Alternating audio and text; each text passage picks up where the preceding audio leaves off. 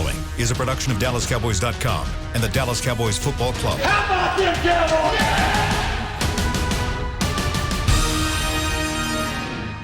This is Talkin Cowboys.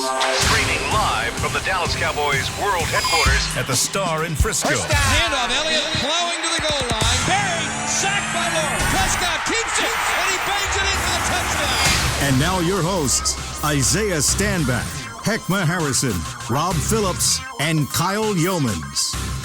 It's our first post-Thanksgiving edition of Talkin Cowboys here on DallasCowboys.com and from the SWBC Mortgage Studios at the Star in Frisco. Glad you're with us. Kyle Yeomans, Isaiah Stanback, Heckma Harrison, and the great Rob Phillips, as always. And, well, boys, you know, this last couple days, this past weekend, the Thanksgiving holiday has taught me one thing, and that's to appreciate what I have, and it's to appreciate and reflect and rest up a little bit after the weekend, because there was a bit of a beatdown on Thursday that we kind of have to get to in terms of the Dallas Cowboys, and one that I know that a lot of us kind of wanted to forget about as Cowboys fans, one that we kind of wanted to shove to the side. Well, we're not going to do that. We're going to attack it straight at it. We're going to talk about the 41-16 loss to the Washington football team coming up here in just a little bit. But first, let's start off on a positive note. Let's keep things positive because it's been a good weekend.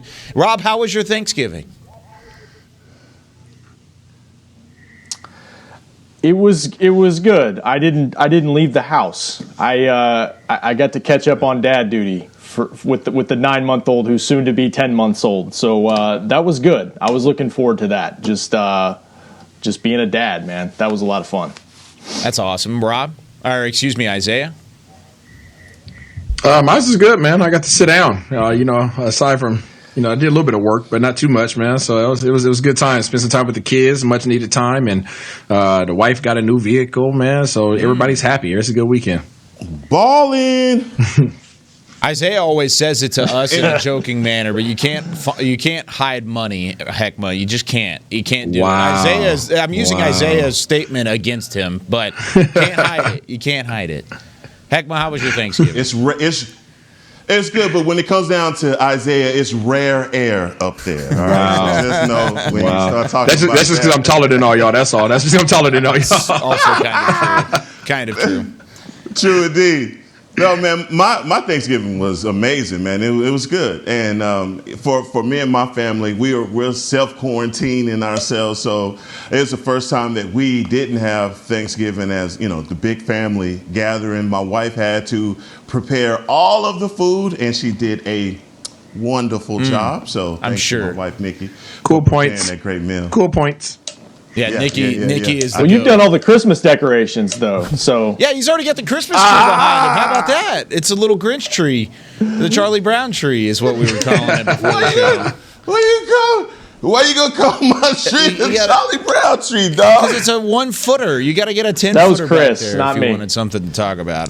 Okay, let me say this. Let me say this though. Okay. Let me say this. I gotta thank Derek Eagleton for helping me with my whole Grinch and not wanting to decorate before Christmas, before Thanksgiving, and so there was a little Twitter back and forth with Derek, and so I was able to go up in the attic, and obviously we have the Christmas Wonderland already going. So. Yeah, well, it's after Thanksgiving, so it's okay at this point. It's fine to do it now since it's after Thanksgiving. But let's talk about that Thanksgiving battle. Let's go back into this. And Rob, you were at the game. I want to kind of start with you on this one. But 41-16, the Cowboys give up 21 unanswered points in the fourth quarter alone. And it seemed like the Cowboys had a lot of momentum.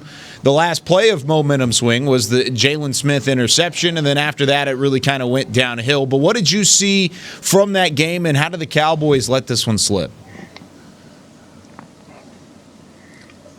Well, I saw two different entirely games. I saw one game before the fake punt, and I saw another team after the fake punt. I thought, and we could get into those fourth down decisions.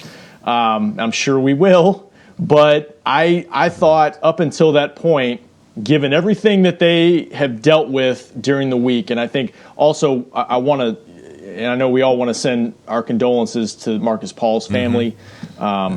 I know last time we were on the show, we were hoping for good news, and just tragic that the Cowboys strength and conditioning coordinator, Marcus Paul, passed away. And I think it was really hard for this team to get emotionally ready for the game. Just the circumstances around that, what happened is really difficult. I thought they battled up until that point. Yeah. And I thought after that decision, the air just kind of went out of the balloon for the Cowboys and trying to withstand everything they dealt with during the week, and then you lose Zach Martin and Cam Irving on the same opening drive at offensive line, and your offensive line just continues to be just a mess, really. And after that play, they weren't the same team, and Washington just kind of finished it off. So now we're in December, and it's going to be really interesting to see how they respond. Heckma? Rob said it, and I believe that when you say not the same team, I want to say it this way. I've seen this happen twice, and I've seen it happen versus the same opponent. And the one was when Andy Dalton in D.C. Took that dirty hit by the linebacker Bostic. You could tell that mentally this team just packed up. They were already on the bus and on the plane headed back to DFW. But after the fake punt, it was like they packed up.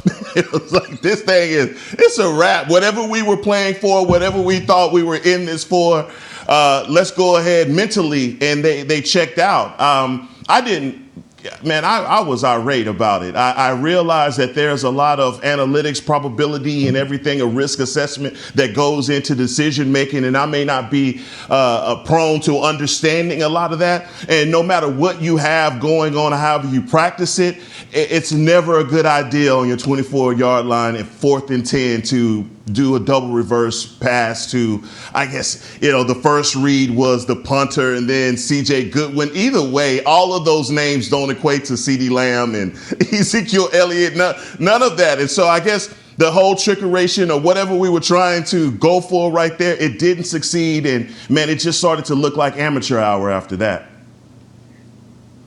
So when you're a brand new coach, and when I say brand new, I mean like new to the organization. Yeah, new to a team. And especially coming off this offseason that we had, where they haven't had the opportunity to be with their coach every single day, build a relationship, build confidence, build a rapport.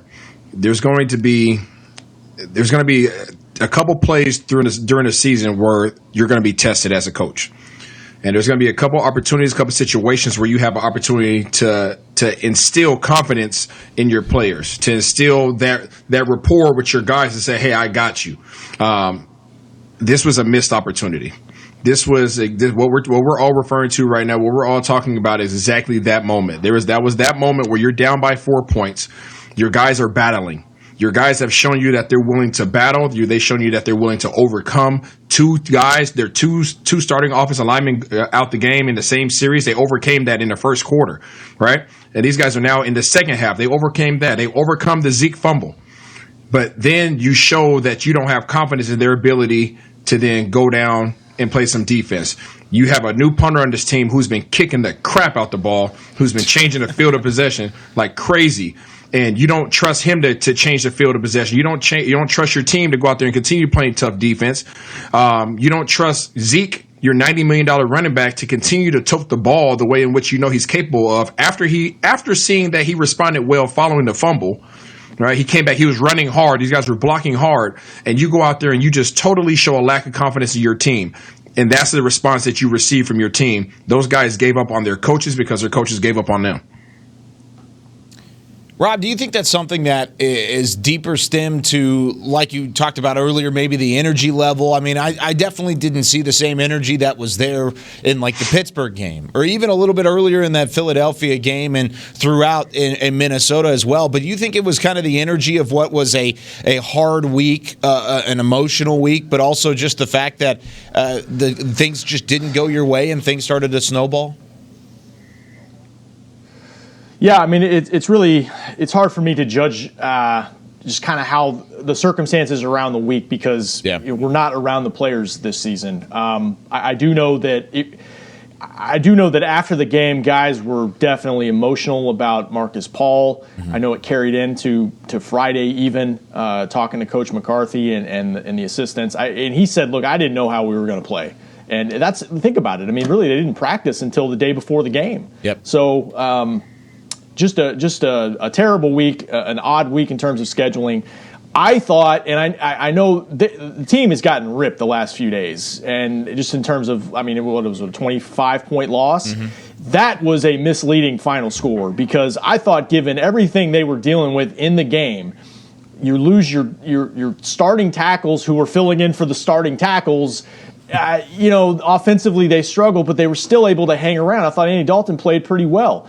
And the thing about the fake punt is defensively, the previous 2 drives, you had the Jalen pick, almost for a pick 6, and then you got a 3 and out. So, yes, they're, defensively, they leak some play. Once again, the rushing yardage, I get it. And a lot of what they did is what teams have had success against them, where they're testing your eyes and they're doing a lot of misdirection and motion pre-snap. And so that was a problem. But, man, with 12 minutes left, you're basically saying we're going to decide the game right here. And that's what made it so surprising that and I thought John Fossil explained the rationale better than anybody. He said Friday, we looked at the time of possession. I think at the time it was like 10 minutes difference in time of possession. Maybe they felt like the defense was just running out of gas, and offensively it was tough to sustain drives, and we just had to do something because we were just overmatched in terms of the injuries at that point. So I get that, but you put, like Isaiah said, I mean, you took it out of the players' hands, with one decision where a lot had to go right to get a 4th and 10. I mean, almost when you're thinking of 4th and 10, it's almost like, could you just put in the hands of Amari Cooper, who really couldn't be covered for most of that game?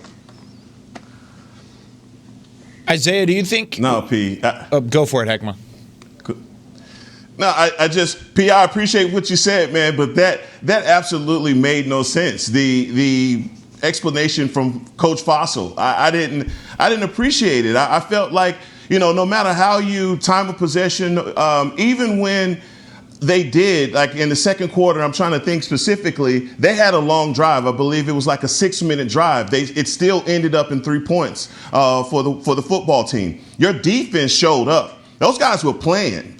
They were giving it everything. To that point, you were still in the game, even with some of the miscues on defense, even with some of the bad plays on offense. The team continued to respond, like Isaiah said, with fumbles, no matter what it was, to try and to win this game. I think that was the point. And we're going to talk about other points in this game, but I just felt like if you could go to one thing and circle it where the bottom completely fell out, that was it right there. Because the team after that, it was lifeless. There was nothing else that they could offer. But also going forward on your side of the field like that, you just kept giving the Washington football team the short field advantage. And again, like you said, the final score is definitely misleading because they were in it for 3 quarters.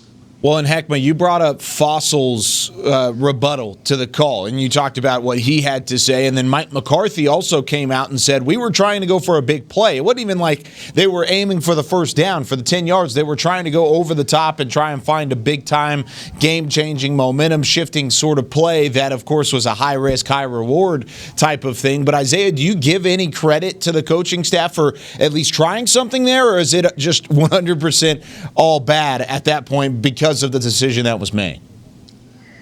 No, that's terrible. It's terrible play calling. We've been seeing it all year. We've gotten lucky a couple times this year in regards to our special teams. I think we've talked extensively about our aggressiveness in this particular region. I think we've also talked about the lack of element of surprise now with that unit. Yep. Once you've displayed that on film, you're, as a punt return team, you're on high alert. You might have your punt return team out there, but believe me, everybody's thinking safe.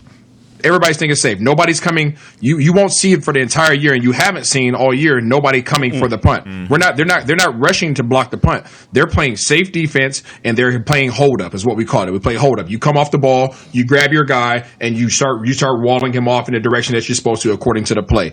And your eyes are always on the punter and the long snapper. I mean, the punter and the up back, the personal protector, to ensure that they're not running a fake. Nobody's being caught off by not being caught off guard anymore. It's not something that happens. And also, when you make these decisions, okay, as a head coach, when you make these decisions, you have to make sure that if things go awry, if things go all the way wrong, like they did on that play, what position am I putting my team in to still be successful to come out with a victory in this ball game?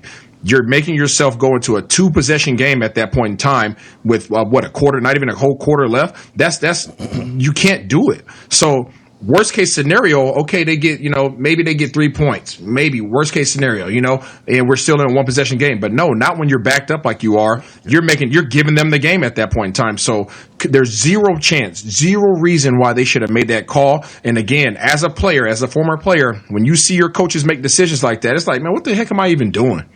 Like, for what?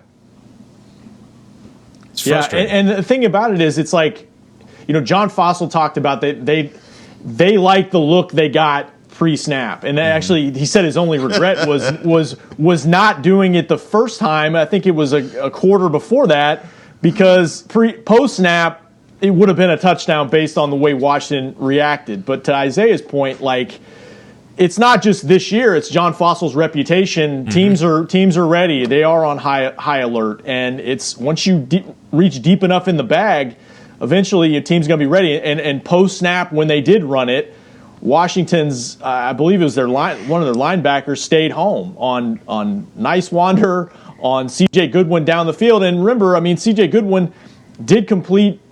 He and Cedric Wilson did complete that pass a couple weeks back against Pittsburgh, so teams are going to be ready. I respectfully, I speak respectfully about it, just because I don't do the hours of prep they do to try to pull off something like that, but it just did. It was the ultimate momentum shift, and it ultimately ended the game. Rob, no. I love you, Rob. Don't you take your foot off that pedal. No, I'm not. I'm not backing off my opinion of it. No question about it. Yeah. On Coach Fossil, listen up. Let me make this very clear. As a special teams coordinator, your job is to make sure that you try everything that possibly could be successful. So I don't have any issue with Coach Fossil. I have zero issues with Coach Fossil. You're supposed to throw stuff at me. If you're an offensive coordinator, you're supposed to say, hey, I got this play right here. I think it could work. You're supposed to pitch those things for me. But as a head coach, that's why you're the head coach. As a head coach, your job is to make sure that your team is in the best position to be successful. And everything comes through your headset. When a special teams coach wants to run a fake punt, he has to come through you. He comes to the head coach and he says, hey, this is what I'm thinking. What do you think? Coach McCarthy said, yeah, let's do that. That's terrible by Coach McCarthy, not by Coach Fossil. Coach Fossil is doing what he's supposed to do, which is be creative and try to find ways to spark some energy and get some positive plays. He's not supposed to just be out there just to block and punt the ball. That's not his job. His job is to create something. So that's not his fault. Coach McCarthy, he needs to take ownership for this, and he won't get these guys to ever buy into him unless he comes out and says, you know what, bad call. Yeah, I mean, and the other thing about it too is it was 4th and 10, but by the time Cedric Wilson was in position to try to throw the ball, it was more like 4th and 20. Yep. I mean, there's just so much that needed had 30 to yards. Right. Yeah, to pull that off, and you're talking about a punter trying to catch the ball and run with it, or C.J. Goodwin way down the field. It just seemed high risk and very low chance or very high chance of something going wrong in a situation like that. The 4th down earlier in the game, I had less problem with it. I'm more conservative in situations like that, whether you punt or whether you just hand it off to Zeke. And actually, Kellen Moore said Friday, look, it's basically said it's fair to second guess what we did. Yeah. They liked the matchup on the outside. That didn't work. But we're talking about 4th and inches compared to 4th and 10. That befuddled everybody. Everybody, I think, across the country. And they both led the points, which was a big thing, too. Go for it, Isaiah. But I was going to say, but just to my point, those are all plays that you're communicating. Every time you make a play call as a coach, you're communicating something non-verbally to your team.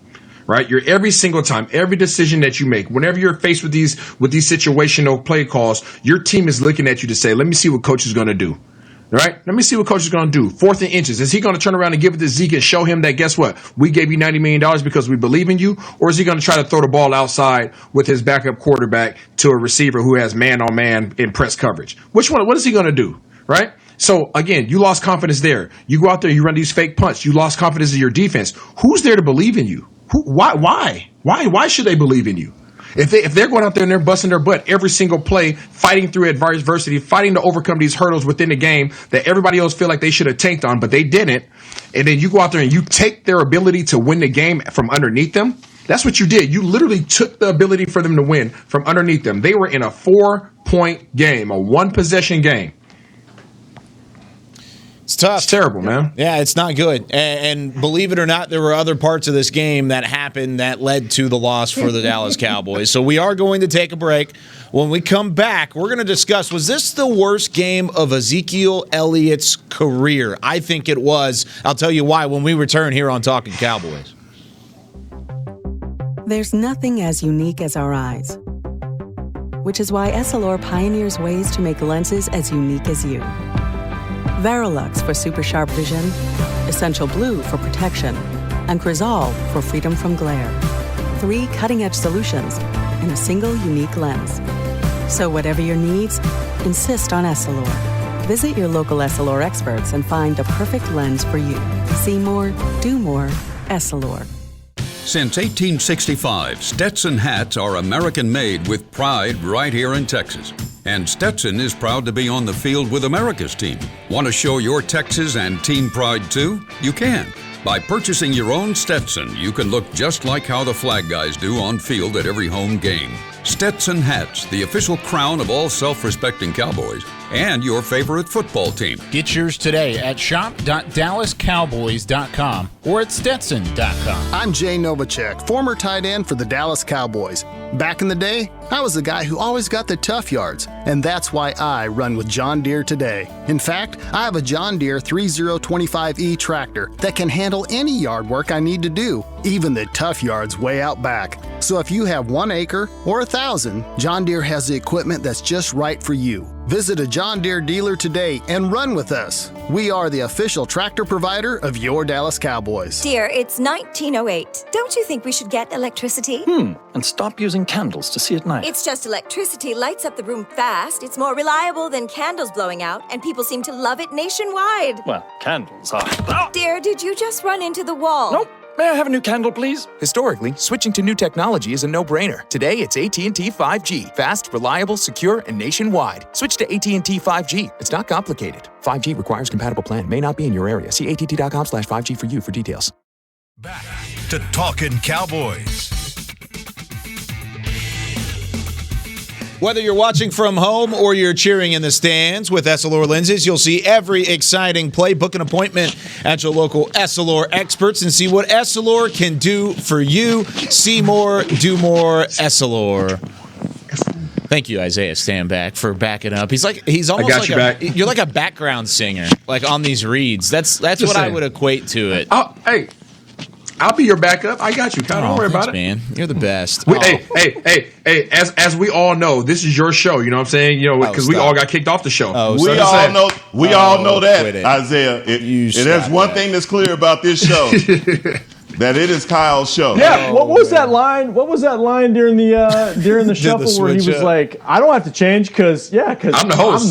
Well, they asked me the question. You said, "Why do you get to stay and why do we have to go?" And that was the answer because Derek kept the hosts on their shows, and so I was the host, and so I stayed. Oh, that's not what you said. That's not what you said. That's not what you said. That's not what you said. That's not what you said. I don't believe that. It was cocky. I'll give. Oh my gosh! I'll give Isaiah a pass. What do you mean that thing? Kyle, this is the circle of trust. The circle of trust. This is you. Oh, I'm outside the circle of trust. I'm outside the trust tree now. That kind of makes me sad. You got to work your way back in, dog. Oh man, that's going to take a while. I'll have to bring some. You're a backup dancer, Isaiah. I am a backup. Yes, y'all heard that? Golly. Oh, hey, you brought the smoked mac and cheese this past weekend though, and that was fire. So for the Thanksgiving game, Isaiah brought an entire pan thing of smoked mac and cheese. Oh my gosh, it was brilliant. And the pound cake. It was about five layers deep right there. Oh my god! And a pound cake. That's not a joke. Yeah, and he brought some fire pound cake too. It was some of the best pound cake. Hey, shout out to Mama D.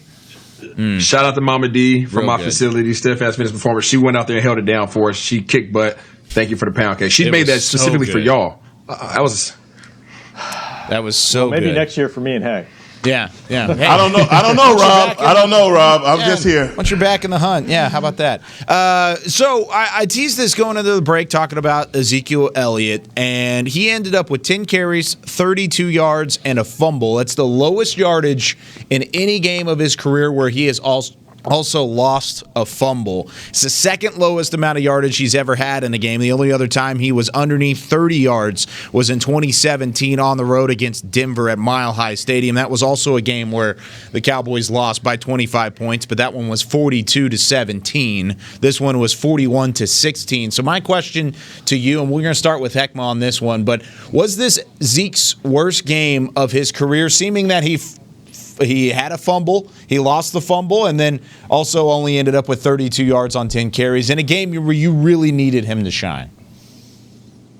Yeah, I think the fumble was just a cherry on top for how bad the game was for Zeke. And the last couple of games that he's had versus the football team haven't been, glowing games. But, he has a built-in excuse. If you want to talk about the offensive line and losing both of your tackles and the ability for this offense not to sustain any rhythm, and also the Washington football team and those long, drawn-out drives that may have frozen this offense. But it was bad. I mean, it's enough blame to go around for guys, but offensively we couldn't get anything going because, man, the football team's defense, their front seven was just, it was rock'em sock'em robot. Mm-hmm. And the thing about it is as Cowboy Nation, we just got to get ready for this matchup between the football team because they're really good up front and they have a bunch of young guys. And I know you're asking about Zeke right now, but I got to say this, man. This kid McLaurin, as soon as he can find a quarterback, he's going to be a problem. He's going to be a big old problem for us for a long time. What's crazy about that is he's their only deep threat right now. So if they add another deep threat and they shore some things up offensively, they're going to be, because the defensive line's not going anywhere. No. Payne, all of those, Payne, Montez Sweat. What an athletic play that he made. But it's just Terrence Steele whiffing on the block. He absolutely didn't know who he was going with or for at that point. So, Zeke is just, all of these things are just a byproduct of the fact that our offensive line is not any good when we don't have Zach Martin on it. Isaiah? Yeah, I can't speak to his whole career. I can speak to this game, and I honestly think Zeke was running pretty doggone hard, man. I know everybody's being hard on him right now, and I know he lost a fumble. Whenever somebody loses a fumble, I always look to see how they respond. What kind of energy does he come back with? What kind of vision does he come back with? Does he have patience? And I thought Zeke was running hard. Obviously, he had some. The O line was struggling with the defensive line, or defensive front of Washington, what we expected. But overall, I don't think Zeke was running bad, man. I think it's hard for guys to get their legs underneath them when they only get the ball 10 times. I don't know. You take any starting running back and you give him 10 carries, I don't know what you expect the production to be. I just really don't. So I think Zeke was actually doing okay. I wish they would have given him the ball more. And then we would have really been able to see what he can do. But I thought his vision was good. I thought his patience was really good on some runs. I thought he hit it up in there hard sometimes. They put him in there at fullback on one play when it was, I think it was 4th and 1 or something like 3rd and 1. They put Pollard at running back to put him at fullback, and I think he snuck out like 8 yards on a quick little dive route. I thought he was doing well. So that's my take. I don't think it was the worst game of his career. I think the worst game of his career was a few weeks back against Arizona. He had 2 lost fumbles that led to 2 touchdowns, 14-0 Cardinals lead, and the game was over at that point. And that's the week after Dak gets hurt, and you're looking to Zeke to spark the team and lead the team, and that was the result. And that to me was his worst game. I'm more so with Isaiah on this. It's not been a good season for Zeke by his standards. I don't think there's any question about that. His yards are down. His carry numbers are down.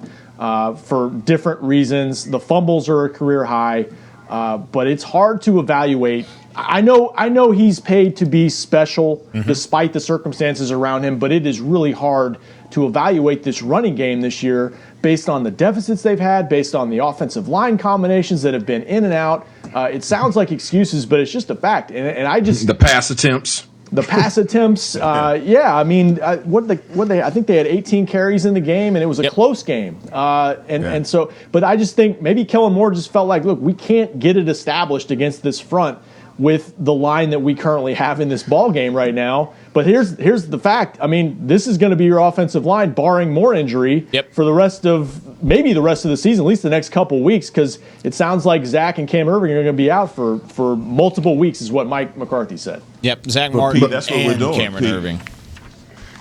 Yes. Yeah, that's what we're doing, man. We're data mining for bad, and it's just we can only go off of what we're seeing, and it just looks it looks bad every week. And so it's the fumbles for me. I just want, that is my pet peeve. That is one thing I do not like, is a running back that fumbles the ball, and no matter how you come back from that, and especially if you don't have a guy dragging on you, poking at it, and it's just. I mean, they replayed it. It didn't look like, how did that ball come out? I don't know. But again, 10 rushes, 32 yards, a fumble. Yeah, it's a bad showing from a running back that you're paying those kind of dollars to. And again, if everything that he's going to do for the rest of the season is going to be contingent on having an offensive line, let's just say we don't have one, so that we can just go ahead and get ourselves mentally prepared for what his production is going to be over the last half of the season.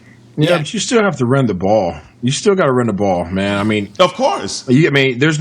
You can't reinstill confidence. I don't give a dog on how much somebody's getting paid. You're still a human being. You still run off of confidence, right? Either I'm confident holding on to the ball and toting this thing, or I'm not, right? And if you don't allow for me to get my feet underneath me, if you don't give me the attempts to get myself out of this rut, how do you expect me to ever get out of this rut, right? The facts of the matter are Zeke needs to protect the ball. Facts. Also, the other fact of the matter is Kellen Moore doesn't like running the ball.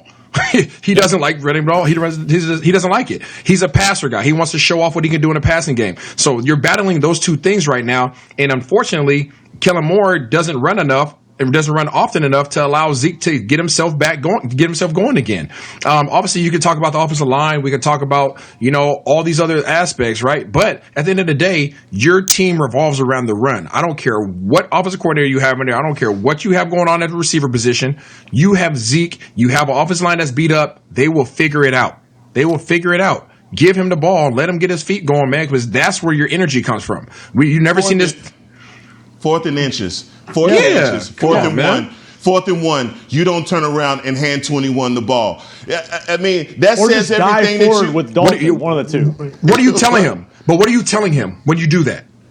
No, confidence. Maybe we're saying this. Maybe we're saying the same thing differently. Yeah, we are. But I'm just saying that when you look at it from a team perspective, he's not even a viable option. And when he is, there's a probability that there may be a fumble involved. He's leading the league in fumbles, right? Yeah. And is that a byproduct of our offensive line? No. Or is that him, right? And so that's what I'm asking, Isaiah. I mean, so when I hear that question, I think back to like Brett Favre. Brett Favre used to throw interceptions left and right, but guess what? He's still Brett Favre. You know what I'm saying? Like, he's still Brett Favre. He's still gonna make some plays for you. That you take that risk with it, right? You take that risk with it, but he's still a dog, right? So when we talk about this leadership and the lack thereof leadership on his team, now Zach Martin goes out, boom, he's gone, right? Who are you turning to? Who's your leader on that side of the ball? I know we're all going to say Zeke, right? So if 21's your leader and you go 4th in inches and you don't give the ball to your leader when any other coach would, what are you communicating to him and what are you communicating to his role on this team? Now, I will say, and good question. I've thought this beforehand as well, and I've definitely been guilty of this, but I also don't like talking about quote-unquote leaders and using that term leader so loosely because of the fact that we're not in that locker room. We don't know how the coaching staff's relationships are with players. We can only see what we see from the outside looking in. So maybe Zeke's not the leader that we think he is in terms of from an outside perspective. I know that's kind of a stretch, but I'm just saying overall, We don't know. fathom. We're not in that relationship. We're not in those friendships, those meetings, et cetera, et cetera. But I will say, and kind of going back to a point Isaiah said a little bit earlier, was the fact that Zeke asked for that contract, and a big reason why he asked for that contract, the one that he has right now, is because he saw Kellen Moore ahead of him. He saw the fact that Kellen Moore is a pass-happy, air raid sort of offensive coordinator, so the running game might have been at stake, and the numbers that he had previously as a running back might have been at stake, which is one of the reasons he wanted to get paid. But with that being said, and Heckma hit this too, offensive lines don't cause fumbles. You still pay this guy to be elite and to hold on to the football and be that bell cow, but he hasn't been that all year long, even with the offensive line issues. Isaiah? Hey, it happens. Nobody likes that it happens. It happens turnovers 6 times, though? And guys, yes, it happens 6 times. You guys get in a rut. It's not something that you like. It's not. You guys think it's something that he's not trying to correct? Right? You think it's not something that's on his mind every time he touches the ball now? It's not something he's trying to do, right? Just like quarterbacks go on these interception tirades. You think Tom Brady likes throwing interceptions right now? No, but he's throwing them. Right? So I mean, like people get into little ruts, and you have to get yourself out of this rut, but you have to be given the opportunity to do so. And when I start talking about what are you communicating to your team, and some people might think that, oh, you're looking too deep into it. Trust me, this is coming from somebody who's been in plenty of locker rooms. It matters. Yeah. Right? Think about the Seattle Seahawks when they decided not to give Marshawn the ball. What happened to that team? What did that communicate to the team? It communicated directly to Marshawn, you're not our dude, Russell's our dude. That's exactly what that said. Russell Wilson's our dude. You're not our dude. Forget what you've done for us so far. We know that you probably could have made the play, but we're going to go with him anyway just because we're leaning that way. Right? So it's a lot deeper, man. And then everything blew up. You lost a bunch of guys after that were a part of that program that no longer believed in Coach Carroll because of that decision that he allowed. But the thing about it is, prior to this last game, they did get back to running the ball, basically. Yeah. And they were more competitive. Successful. Some of that is because the defense has been more competitive. Gives your offense a chance to do it. That's why I was surprised they didn't at least try to stick with it a little more in the second half against Washington, because you're talking about a 1-score game. It just they didn't stick with it. But Isaiah's right. Like, they've still got to find a way to try to run, because I don't think you can put it all in on Andy Dalton these last 5 games. I just wonder how proficient they can be at doing at that, because there's no question when Zach came back from the concussion, there was a difference in the running game, and now he's out for, who knows, at least a couple weeks. No, I completely agree. And I'm saying to you, running the ball is the alphabet soup. Is this the alphabet soup of football, right? You got to run the ball. It balances everything. You saw what it did versus Minnesota. It made everything right like rain. We said, the offense, the play calling from Kellen Moore, it almost looked subdued because we were seeing just normal football. But that's not what when the running game shuts down, They have nothing. It's a free-for-all for what you're going to call. You get double reverses. You got a 4th and 1 where you try and isolate CeeDee Lamb instead of just turning around and handing the ball to Zeke and getting the first down. And a guy who has a concussion or who just came off a concussion protocol, you're willing to run his head up in there to get a first down. And Andy Dalton played brilliant with his legs. And a lot of times those first downs that he picked up, I mean, all of you were probably like, come on, Andy, get down. But that's him being brave and still just trying to pick up something in the running game. Our offensive line is as bad as it gets without Zach Martin on it and Cam Irvin obviously on it. So how do we continue this? Okay, we're just going to run into this brick wall. We're trying to get our offense started when it's not there. You saw it against Washington, man. We could get nothing going against this team, period. The coach's calls let you know that they felt the same way that they saw it. We can't do anything with this team. So let's do a double reverse. Let me ask you a question. What was our rushing average? Since we're such an analytical team now because of our punts and we're looking at the analytics, what was our rushing average? I know Zeke. There was 3.3. 3.3. So does 3.3 yards give you an inch? Yes. Yes, it does. Okay. I was just wondering. Just based on analytics. I'm with Isaiah on this. Just wondering.